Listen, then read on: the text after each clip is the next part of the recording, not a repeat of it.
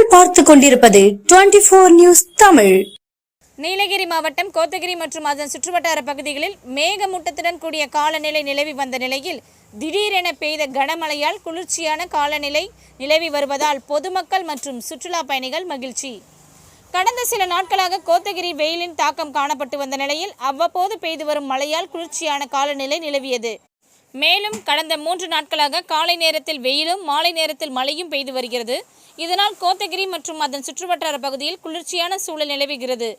இன்று திடீரென கோத்தகிரி மற்றும் அதன் சுற்றியுள்ள பகுதிகளில் 1 மணி நேரத்திற்கும் மேலாக மழை பெய்தது. குறிப்பாக டானிங்டன், காமராஜர் சதுக்கம், மார்க்கெட், பேருந்து நிலையம், ராம்சந்த் போன்ற பகுதிகளில் மழை கொட்டி தீர்த்தது. இதனால் சாலைகளில் மழைநீர் ஆறாக ஓடியது. மழையின் காரணமாக கோத்தகிரியில் குளிர்ச்சியான காலநிலை நிலவியது. மேலும் இந்த மழையால் விவசாயிகளும் பொதுமக்களும் மகிழ்ச்சி அடைந்தனர்.